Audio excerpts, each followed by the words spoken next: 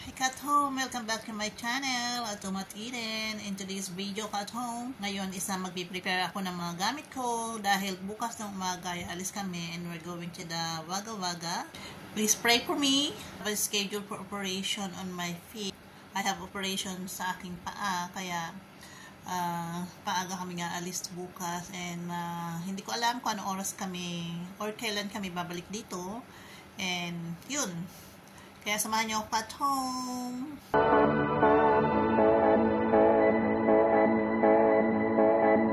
So ito na at home. Ayan, I prepared the things. Ito ay dalawang bag ang aking dala. And then ang aking, ito meron ako isang dalang bag. So, i-luggage natin.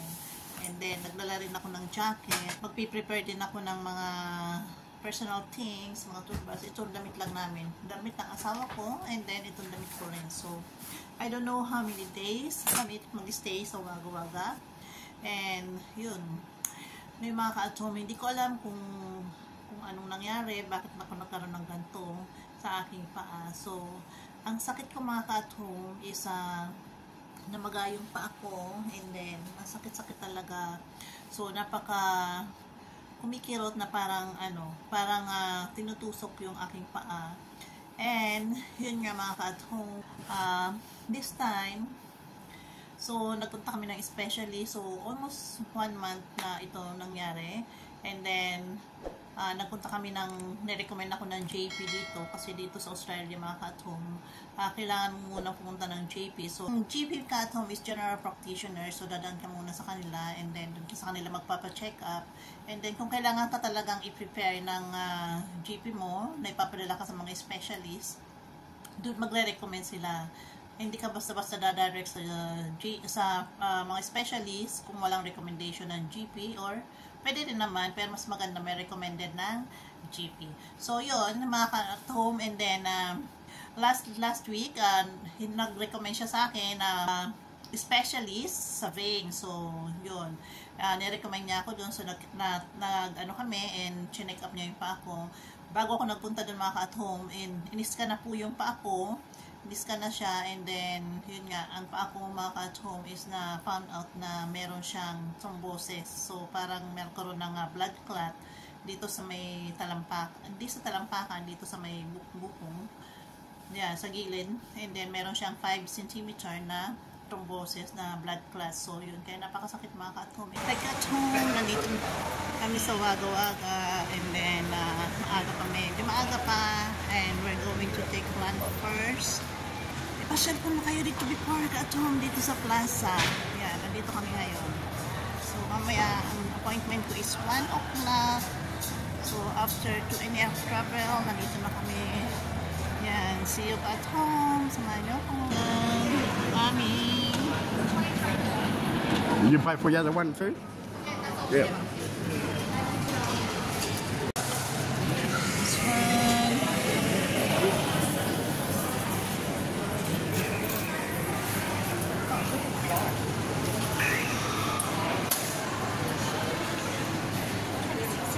For the orders.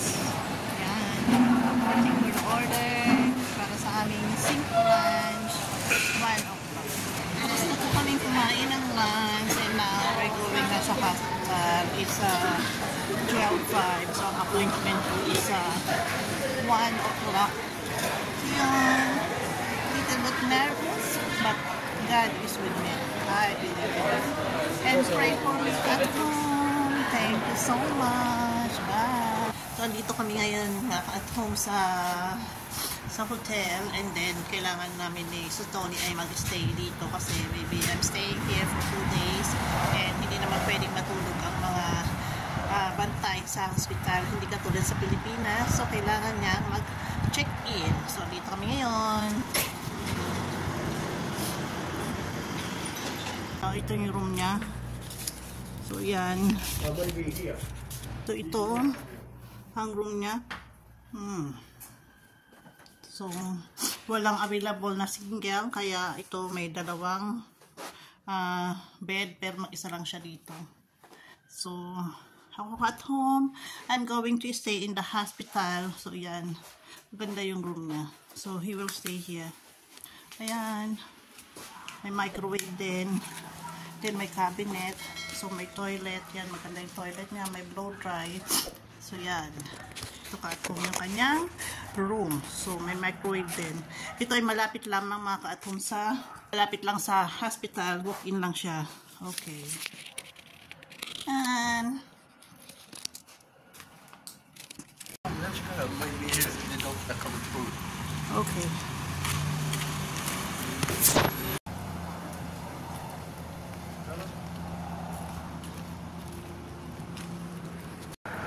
Yan ka-at-home ang hospital. Dito. Yan. Mr. Wagawaga Hospital. So malaki siya, malinis at maganda. So we're going to the entrance.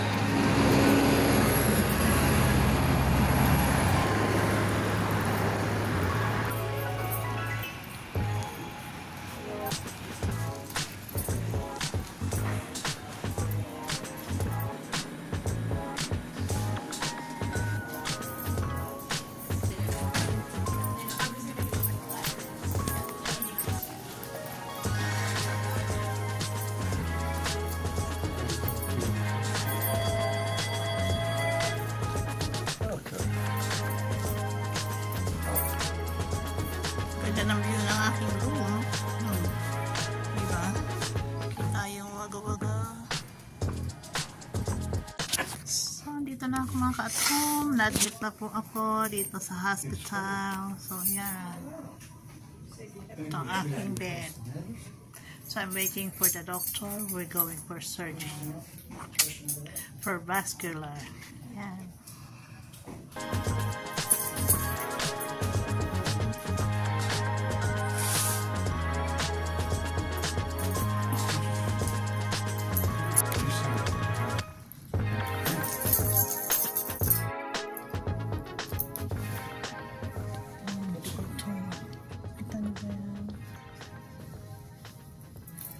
Maglilis-lis na siya. So, ito at home yung view ng aking malapit sa room. Yan yung hospital. So, ayan. Ganda, diba? Ang ganda ng view. Ito ang room dito, at home. Sa isang room, dalawa kami. So, yung isa, andyan. Isa yung napirahan na. So, he will come back. Coming back later on. So, this is my bed. Yan. I'm waiting for the doctor. Yan. So, malaki ang room niya ka at home. Merong division and everything. Yan. Maliwalas. And then, may toilet. Ang toilet niya is maganda. Yan. Malaki. May shower and everything. At malinis. Yan ka at home. Ang kanilang food dito. Yan. Is a pre-meal. Yan. And then, may soup. Water. And then my dessert. And some milk. Yeah, this is milk. Ayan. Let's eat at home.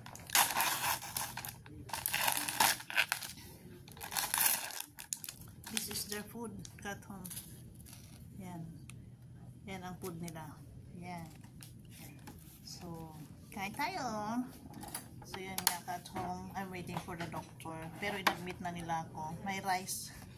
Kahit hindi ako makain ng rice, medyo. Ngayon lang kakain ng rice. Pero okay lang.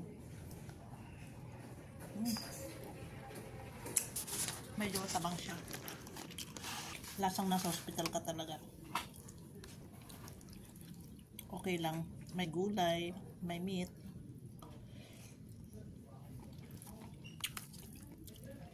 Alam niyo ba dito ka at home? Kwento ko lang. Dito sa kanila, sinatanong mo na kung ano yung pagkain mo na hindi mo kinakain, kung vegetarian ka, kung hindi ka maano sa meat, ganun. Tatanungin kanila. And this is free. At home. Sabi nun sa una, wala kami babayaran. Kaya thankful talaga kasi libre daw.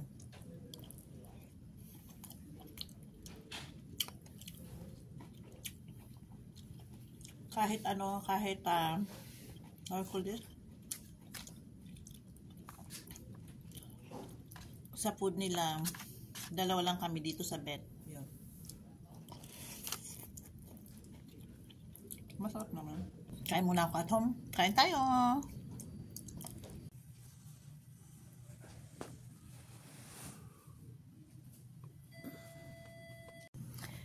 At home. Ayan. May schedule na ako kung kailan ako operahan. Ito. Ayan. And then may schedule na. Mamayang hapon ay operahan na ako. And hopefully maging successful ito.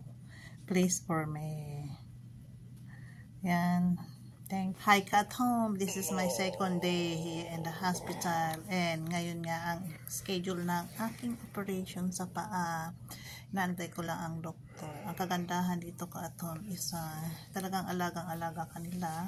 Kahit public hospital ito, is alagang-alaga kanila. Ipoprovide nila lahat ng pangangailangan mo. Pati towel, sabon, and mga tissues, toiletries, and then everyday maglilinis sila, pati pagkain.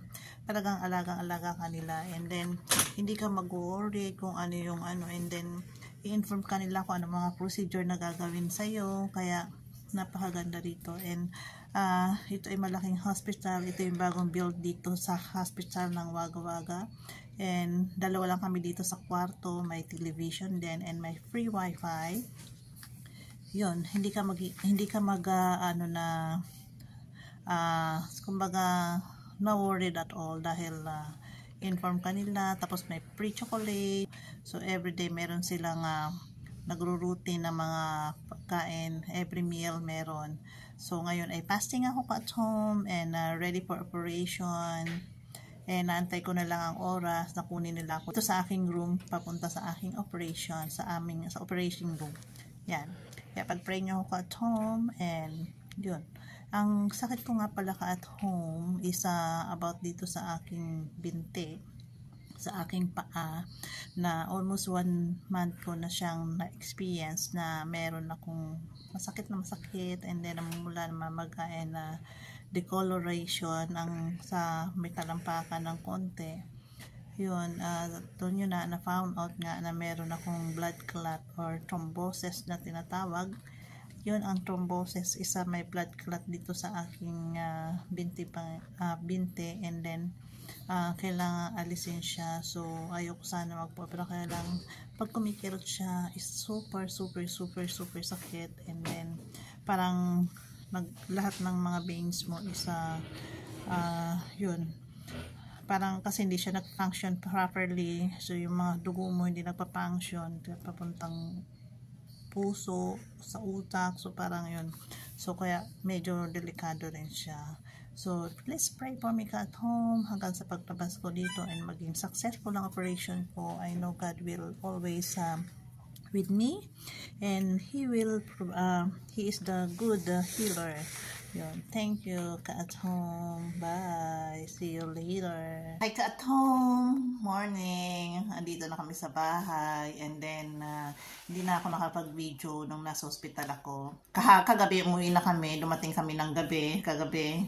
And then so ngayon na uli ako nakapag-video para i-update ko sa inyo mga at home regarding sa aking operation supposed to be. Pero ang nangyari mga at home, on the second day, pinag-fasting ako. And then, prepare na talaga ako mga at home going to the operating room. At yun nga, and then 1 o'clock ang aking schedule. 12:30, dinala na ako dun sa operating room. And then maraming question. And then finally, my doctor, the specialist, pero bago yun mga at home, bago ako dinala dun sa operating room, I prepared na sana Lord give knowledge to my doctor and kung kailangan ko ba talagang operahan, kasi I'm so much parang natatakot din naman ako kasi regarding sa nerves yung aking in the vein, nerves on the vein ng aking operahan, so medyo delikado. So sabi ko sa kanya, Lord, kung kalooban mo na na ito ang mangyari na maoperahan ako, your will be done. Sabi kong gano'n sa kanya. And then, yun nga, nandun ako sa operating room at home. And then, after so many questions, and then, finally, pinakalas mag-ultrasound again. And the doctor, habang ultrasound niya, sabi niya, wala ka ng blood clot. Oh, really, doc? Sabi kong gano'n sa kanya. And then, sabi niya gano'n no need for you to have an operation. So, Nagulat ako ngayon. Sabi kong ganun sa doctor, really? Sabi kong ganun, yeah, no need for you to do an operation. Sabi niya ganun. So, and in my part at home, thankful talaga ako kasi God is there and then He is listening to me na kung ano yung kalooban niya, yun ang masunod. So, yun, kalooban niya siguro na hindi na maoperahan kasi nga isa blood clot ka at home is on the vein and then mamaya maraming muscles na ma-affected. So, hindi natin masabi. Pero, yun nga sabi ng doktor na specialist na, ang sabi ng doktor na hindi na ako operahan. So, parang, nasyak ako ngayon. Andun ako sa operating room, preparing operation, and then hindi na ako operahan. Kaya, sabi ko, Lord, thank you kung hindi na ako operahan.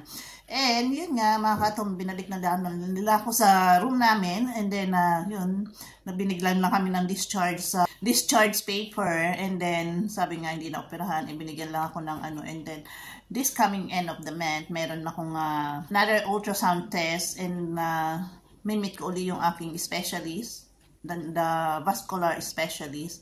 At yun, and then ko malalaman. Pero, mga ka-at home, nakatulong din yung cream, nakatulong din yung hindi katulad dati na so much painful. Nakatulong din yung, nilagyan ko ba ng aloe vera yung aking paa. Yun, nakatulong, may nakapagsabi sa akin. So, yun nga, sabi ko nga, Lord, pagalingin mo na lang ako ng totally, yung healing, normal healing. So, yun. Kaya, I'm very grateful and thankful. And then, nung nurse, tinanong ako nung nasa loob na. And sabi niya sa akin, sabi ng tatlong nurse na pumasok sa akin, what happened? Sabi nga ganun. So, I was joking with them. Sabi ko, it's a prank! Sabi ko, it's a prank! Sabi ko gano'n sa kanila. So, yun. Naging frank po yung aking operation. So, hindi natuloy because I know God is with me and God is the great healer and siya na po ang nagpagaling sa aking paa. Ngayon, minimal na ang aking pain. Hindi katulad dati, hindi ako makakatulog dahil sa pain. And ngayon, nile-level up ko yung paa ko para makatulong mag-circulate yung blood circulation niya. And yun, maghapon, pag nandito ko sa bahay, nilagyan ko siya ng cream, bukod sa cream. And I take pain reliever at nilalagyan ko rin siya ng aloe vera. So, tinapalan ko siya ng aloe vera. So, okay din naman yung maging tayo na hindi depend lagi sa mga medicine na gamot, di ba po? Yun. Kaya, thank you, Lord talaga. Yun. Kaya, ang aking operation is naging, it's a prank. Thank you, Lord. Thank you for watching. Yun lang. God bless us all. Love, love, love.